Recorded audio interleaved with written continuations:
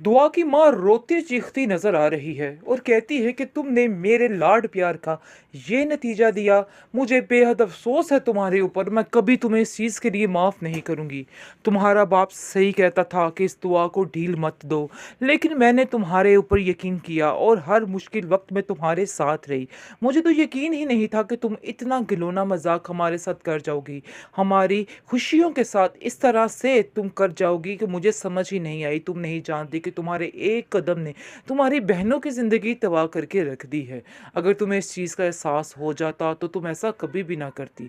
लेकिन दुआ की ज़िद और हठधर्मी वहीं की वहीं खड़ी है और वो कहती है कि मुझे इन सब बातों से कोई फ़र्क नहीं पड़ता। मैंने कुछ गलत नहीं किया और ना ही मुझे किसी चीज़ का पछतावा है। बेहतर यही है कि आप भी अपने जहन से ये सारी फजूल किस्म की बातें निकालते, क्योंकि मज़ीद इस तरह की बातें अब मैं आपकी सुनने वाली नहीं हूँ। लेकिन आप देखेंगे कि इस बात की खबर हो जाती है दुआ के बाप को, जिसकी वजह से उसका बाप घर में चीखो पुकार शुरू कर देता है और कहता है कि देख लो, वही हुआ जिसका डर था। मैं तुम्हें पहले ही समझाता था कि इस लड़की पर थोड़ा काबू पाओ, लेकिन तुमने मेरी एक नहीं सुनी और बल्कि हमेशा इस दुआ का ही साथ देती रही। लेकिन आज शायद तुम्हें इस चीज़ का अंदाज़ा हो चुका है कि तुमने जो किया बहुत गलत किया है।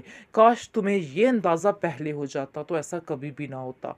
लेकिन जी, आप पछताए क्या हो जब चिड़िया चुग गई खेत। मामला कुछ यही है, क्योंकि दुआ को ढील दे देकर उसका बेड़ा गर्क हो चुका है और वो लड़की इस कदर चालाकियां करती रही सबके साथ और सबकी आंखों में धूल झोंकती रही। इस चीज़ का अंदाज़ा तो किसी को नहीं था।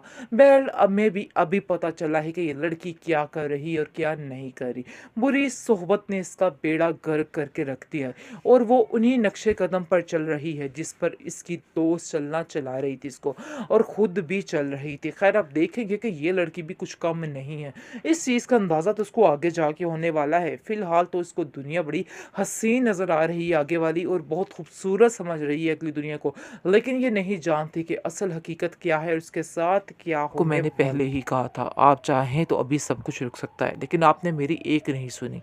अब आपको खुद इन चीज़ों को हैंडल करना होगा, खुद इन चीज़ों को भटकना होगा, यानी कि खुद ही इनके सहारे चलना होगा और ऐसे ही ज़िंदगी गुजारनी होगी, जिसकी वजह से वो काफ़ी रोती और काफ़ी परेशान भी होती है। लेकिन अब उसके पास और कोई चारा नहीं, क्योंकि बार बार वो उसको समझा समझा कर थक गया था कि आप ऐसा मत करें, अपने दिल से ये सारी बातें निकाल दें। इस तरह की बातें बिल्कुल भी आपको ज़ेब नहीं देती और ना ही आप ऐसा सोच सकती हैं। लेकिन कहाँ सुन रही थी ये औरत। इस औरत के सर पे तो बस यही सवार था कि मैं इस घर में राम सुकून से रहूं और अपनी ज़िंदगी को अपने बच्चों की खातिर सुकून से गुजारूं। लेकिन वो ये नहीं जानती थी कि उसको लेने के देने पड़ जाएंगे, उसकी ज़िंदगी में कितनी मुश्किलें, कितनी रुकावटें आ जाएंगी। इस चीज़ का अंदाज़ा तो उसको था ही नहीं।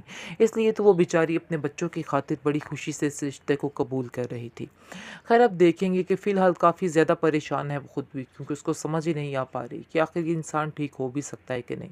लेकिन ऐसा नहीं होने वाला, उसका दिलो दिमाग कहीं और पर ही अटका हुआ है, इसलिए और कुछ उसको नज़र ही नहीं आ रहा है। अब दुआ की तरफ वो लपकेगा और दुआ की तरफ ही वो भागेगा और दुआ की ज़िंदगी फ़िलहाल बदलने वाली है, क्योंकि दुआ जैसा सोचती थी, जैसा समझती थी, वैसा ही होने वाला है। और उसको जब पता चलेगा कि वो लड़का जिससे वो बातें करती है वो एक कंगला इंसान है, तो वो उससे दूर हो जाएगी, क्योंकि कहीं न कहीं इसके दिमाग में पैसे का खुमार शामिल है और वो चाहती है कि हम सफ़र ऐसा होना चाहिए जिसके पास बहुत पैसा हो।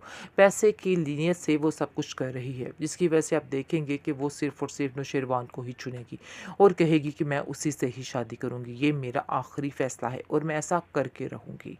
जिस पर सबकी वो ले लेगी, यानी कि किसी की हिमायत कोई भी इसके साथ शामिल नहीं होगा, लेकिन फिर भी बेहतरीन वो ड्रामा अपनी मर्ज़ी सीरियल करेगी। जानसार। आप देखेंगे इस ड्रामे में कि हिबा बुखारी की ज़िंदगी में कितनी ज़्यादा तकलीफ़ें हैं। तकलीफ़ें इस बात के लिए हैं क्योंकि जो कुछ वो करना चाहती है वो उसके घर वाले इस चीज़ को नहीं एक्सेप्ट करते हैं। वो बहुत ही सादा मिजाज लोग हैं और उनके लिए ये चीज़ें बहुत ही ज़्यादा अजीब हैं। लेकिन हिबा बुखारी इस सब चीज़ों से तंग आ चुकी है और वो कहती है कि न जाने कौन सा दिन होगा जब मैं यहाँ से चली जाऊँगी, क्योंकि मैं अब इन लोगों में रह के तंग आ चुकी हूँ। उसकी माँ उसको समझाने की कोशिश करती है और कहती है कि बेटा, तुम कैसी बातें कर कर रही हो? ऐसा क्यों सोच रही हो? न जाने ज़िंदगी कहाँ के इस मोड़ पर तुम्हें कैसे ले आए। तुम समझ क्यों नहीं रही? जहाँ पर हो जो कुछ है इसी को गनीमत समझो। लेकिन वो कहाँ सुनने वाली है और अपने घर वालों की बातों को बहुत ही गलत किस्म का सोचती है और कहती है कि एक दिन मैं वो करके दिखाऊँगी जो किसी ने नहीं किया है। बहुत सी बातें करती है। उसके घर वाले भी काफ़ी परेशान हैं उसकी वजह से।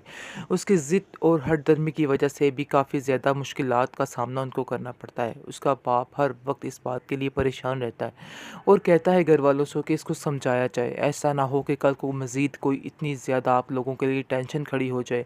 फिर जाकर आपको समझ आएगी कि क्या हो रहा है और क्या नहीं हो रहा। लेकिन मुझे नहीं लगता कि आप लोगों में इस बात की अकल है और आप लोग इस बात को समझ रहे हो। जिस पर आप देखेंगे कि वो कहती है कि मैं ऐसा कुछ भी नहीं करने वाली। जो करूँगी आपकी मर्ज़ी के मुताबिक ही करूँगी। आपको परेशान होने की ज़रूरत नहीं है। बहुत ज़्यादा यानी कि सता रही है वो भी इस कदर के, लेकिन खामोश भी है, लेकिन फिर भी वो चाह रही है कि उसकी मर्ज़ी के मुताबिक सब कुछ हो। ये काम करना उसके घर वालों के लिए नामुमकिन नज़र आ रहा है क्योंकि वो ऐसा उसको नहीं देखना चाहते हैं। वो बहुत ही सादा तबीयत लोग हैं, इसलिए वो इन सब चीज़ों को पसंद नहीं करते हैं। लेकिन वो आज़ादी के लिए कुछ भी करना चाहती है और कहती है कि मैं अपनी आज़ादी के लिए कुछ भी करूँगी।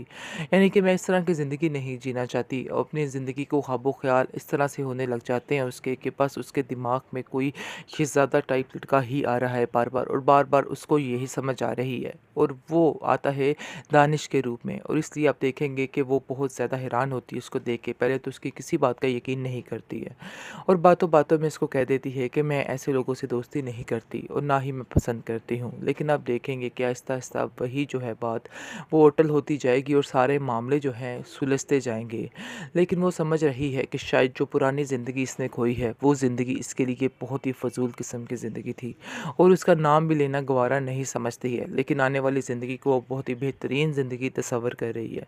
वो नहीं जानती है कि उसकी ज़िंदगी में किस कदर कांटे बिछने वाले हैं, किस कदर तकलीफ़ें आने वाली हैं।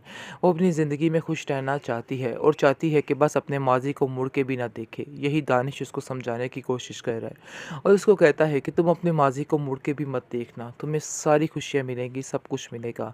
इसलिए बेहतर यही है कि अपनी ज़िंदगी को अच्छे तरीके से और नए अंदाज में शुरू करो क्योंकि मुझे लगता है कि तुम्हें अपनी ज़िंदगी को सही तरीके से गुजारने की ज़रूरत है।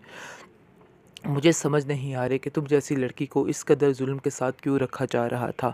इतने ज़ालिम लोग कैसे हो सकते हैं? जिस पर वो कहती है ऐसी कोई बात नहीं है। अलबत्ता वो जानती है कि उसकी अपनी कुछ ख्वाहिशात थी जिसकी वजह से उसके घर वाले उससे तंग आ चुके थे और इन बातों को बिल्कुल नापसंद करते थे। लेकिन वो जिन ख्वाहिशात पर मर मिटी थी वही करके दिखाएगी, वही बन के दिखाएगी।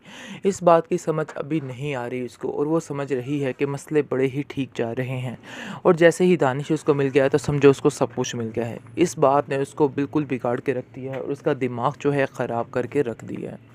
लेकिन असल माजरा वो नहीं समझ रही कि अपनी ज़िंदगी की असल जो इसकी मुसीबतें हैं, असल परेशानियाँ हैं, वो अब शुरू होने वाली हैं। वो समझ रही थी सब कुछ गुज़र चुका, लेकिन मज़ीद अब शुरू होने वाली चीज़ों को वो नहीं समझ पा रही है और वो कहती है कि मेरी ज़िंदगी में इस कदर परेशानियाँ आ चुकी हैं कि मैं क्या बताऊँ, काश वो टाइम ही रहता तो अच्छा था।